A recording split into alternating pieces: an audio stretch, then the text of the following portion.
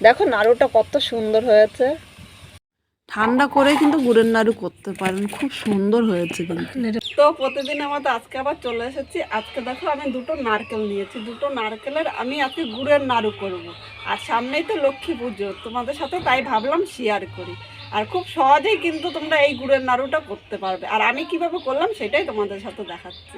আর ভিডিওটা স্কিপ না করে প্রথম থেকে শেষ পর্যন্ত দেখতে থাকো, তাহলে তোমাদেরও খুব ভালো লাগবে।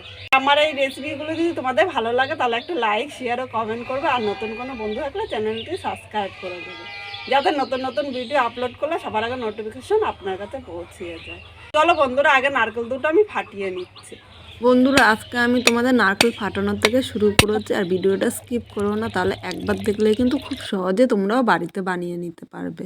দুটো নারকেলই আমি দেখো ভেঙে নিয়েছি। আর নারকেল আজকে আমি কুড়িয়ে নেবো, আর কুড়ানো ছাড়াও আর একটা পদ্ধতিতে নারকেল কিন্তু কুড়ানো যায় খুব সহজে, সেটা তোমাদের সাথে শেয়ার করব খুব তাড়াতাড়ি। আজকে আমি কুড়িয়ে করছি। আর এখানে নারকেলের জলটা হয়েছে, এই জলটা কিন্তু তোমরা খেতেও পারো। আমি জলটা এক সাইডে রেখে দিলাম। প্রথমে নারকেলগুলো আমি কুড়িয়ে নিচ্ছি। আমি এইভাবে নারকেলগুলি সব কুড়িয়ে তারপর তোমাদের আবার দেখাচ্ছি। এখানে দেখো সব কটা নারকেলই কুড়ানো হয়ে গিয়েছে। এবার নারকেলটা আমি একটা পাত্রের মধ্যে তুলে নিচ্ছি। এগুলো আমি এক সাইডে রেখে দিলাম। এবার এই নারকেলের মধ্যে আমি গুড় দিয়ে দিলাম। গুড়টা কিন্তু আন্দাজ মতো দিও। এখানে আমি 300 গ্রাম গুড় দিয়েছি দুটো নারকেলে। আর তোমরা মিষ্টি যেরকম খাবা সেই হিসেবে গুড়টা নিয়ে নেবা। এবার আমি ভালো করে মেখে নিচ্ছি। বন্ধুরা, এখানে গুড়টা ভালো করে আমি মাখিয়ে নিয়েছি নারকেলের সাথে। এবার এটা আমি 5 মিনিট এক সাইডে রেখে দিচ্ছি। এবার আমি উনানের মধ্যে কড়াইটা বসিয়ে দিচ্ছি। বন্ধুরা, আজকে আমি আর শেষ দিয়ে এসেছি লক্ষ্মী পুজোর জন্য তোমাদের সাথে নাড়ুটা শেয়ার করছি। আর আমরাও কিন্তু লক্ষ্মী পুজোর জন্য আজকে করে রাখছি। শেষ দিয়ে দেখো তিলটা ভাজছে। আজকে আমি শেষ দিই আর আমি একসাথে দুজনে করব। কিন্তু আমরা সব যারা মিলে লক্ষ্মী পূজার নারকেলের নাড়ু, খই রাঙানো সব ফুলের নাড়ু, চিনির নাড়ু করে রেখে দিচ্ছি। এটা হলো চিনির নাড়ু, এর আগের দিন তোমাদের সাথে দেখিয়েছি, তাই এটা আজকে আর দেখালাম না। কড়াইয়ের মধ্যে এবার আমি নারকেলটা দিয়ে দিলাম। এবার আমি খুন্তি দিয়ে নেড়ে চেড়ে নিচ্ছি। আর এই সময় কিন্তু আগুনটা একটু জোরে দিতে হবে। জোর আগুন আমি 5 মিনিট জাল দিয়ে নেবো।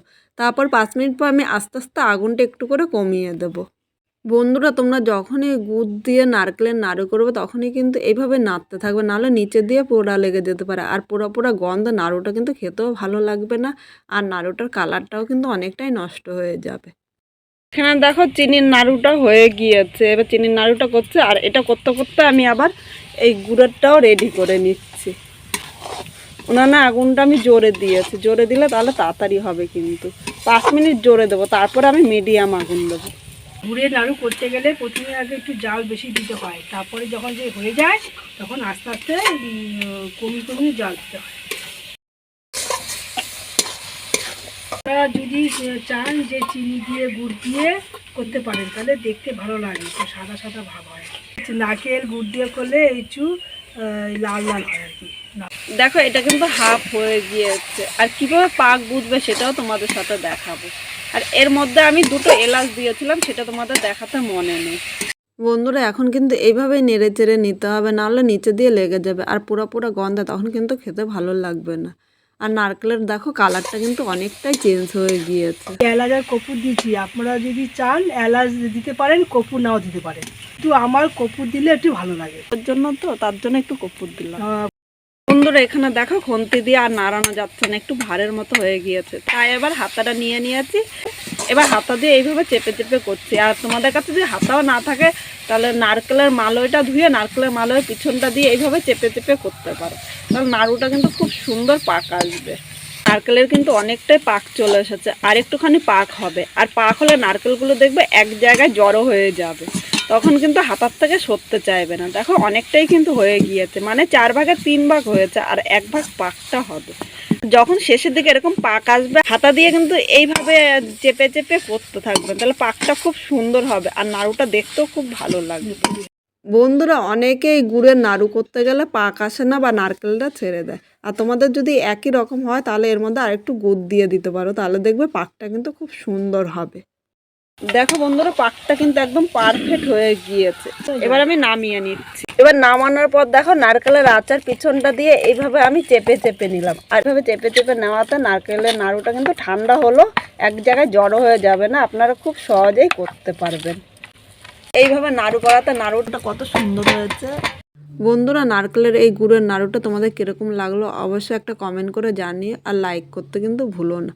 নতুন কোনো বন্ধু হলে চ্যানেলটি সাবস্ক্রাইব করে দিও, যাতে নতুন নতুন ভিডিও আপলোড করলে সবার আগে নোটিফিকেশান আপনার কাছে পৌঁছিয়ে যায়, আর আমি যেন আরও নতুন নতুন ভিডিও দেওয়ার উৎসাহ পাই।